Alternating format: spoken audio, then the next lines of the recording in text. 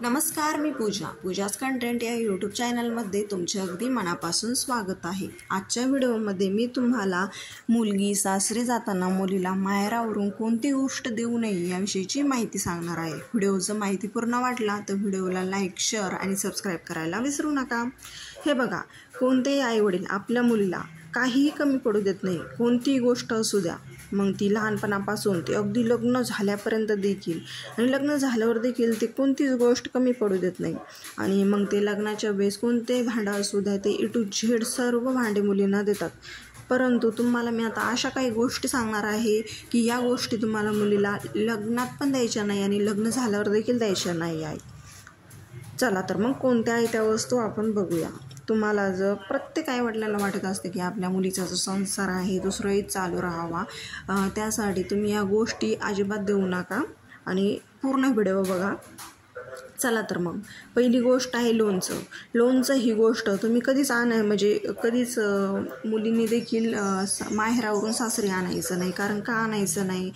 लोणचं जे असतं ना त्याची चव जी असते ती आंबट असते आणि तिखट असते, आणि त्यामुळे काय होईल, हे लोणचं मुलींनी कधीच माहेरावरून सासरी आणायचं नाही का। आणि तुम्ही हे आपल्या आईकडून ज्यावेळेस तुम्ही सासरी असताना तर सासरी करू शकता, सासरी करून घ्या, परंतु माहेरावरून आणू नका। यामुळे जे सासरचे आणि माहेरचे हे जे संबंध आहे ना ते एकदम खराब होऊ लागतील, कडू होऊ लागतील। त्यामुळे तुम्ही मुलींनी कधीही ही गोष्ट आणण्याची टाळावी। मग ती तुम्ही दुकानातून घ्या, कोणत्याही कितीही गोष्ट ती महाग असू द्या, परंतु तुम्ही ती माहेरावरून आणू नका। आता दुसरी गोष्ट आहे तो म्हणजे झाडू हे एक लक्ष्मी स्वरूप आहे।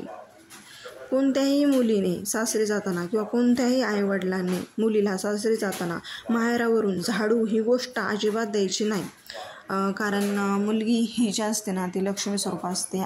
आपण ऑलरेडी काय केलेलं असतं, एक लक्ष्मी दिलेली असते, आणि झाडू ही आपण अनेक लक्ष्मीपूजन म्हणा कोणत्या पण याला आपण लक्ष्मी म्हणून पुजतो तिला। ती आपल्या घरातील एक धनधान्य देणारी एक वस्तू असते। त्यामुळे ही गोष्ट आपण मुलीला माहेरावरून सासरी अजिबात द्यायची नाही। ही गोष्ट तुम्ही तुमच्या घरच ठेवायची, ती आपली लक्ष्मी असते आणि आपण स्वतःहूनच आपली लक्ष्मी बाहेर काढायची नाही। त्यामुळे कोणत्याही आईने मुलींना ही गोष्ट अजिबात द्यायची नाही आणि देताना खूप काळजी घ्यायची। आणि मुलीने देखील ही गोष्ट आपली स्वतःच घ्यायची।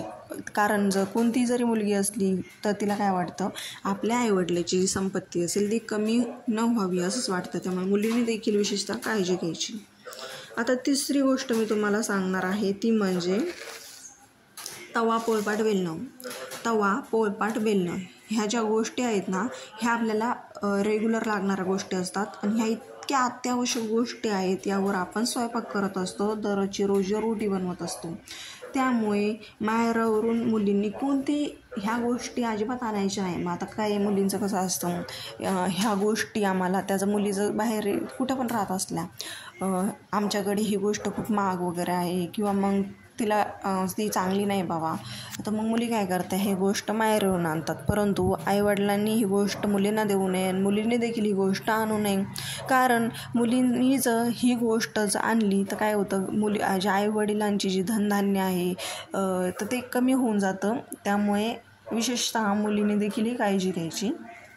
आणि बाकी दुसरी गोष्ट म्हणजे चाळणी कोणती, तर पिठाची चाळणी। आता ही जी पिठाची चाळणी असते हिचा वापर कसा होतो, आपण चाळण्यासाठी होतो। आपण काय करतो, ज्यावेळेस गहू वगैरे चाळतो त्यामुळे ते चांगले गहू वर राहतात आणि जे घाण गहू असतात ते खाली पडतात, म्हणजे एक अस्वच्छ जे असतं ते खाली पडतं। तसंच त्या चाळणीचं आहे।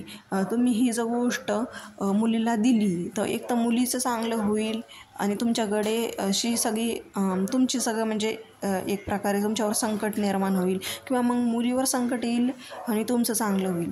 त्यामुळे तुम्हाला जर आपली मुलगी एकदम चांगली राहावी वाटत असेल, तिचा जर संसार सुरळीत चालू राहावा असं जर वाटत असेल तर तुम्ही चाळणी ही गोष्ट मुलीला देण्याची टाळावी। व्हिडिओ जर माहितीपूर्ण वाटला तर व्हिडिओला लाईक करा, शेअर करा आणि सबस्क्राईब करायला विसरू नका।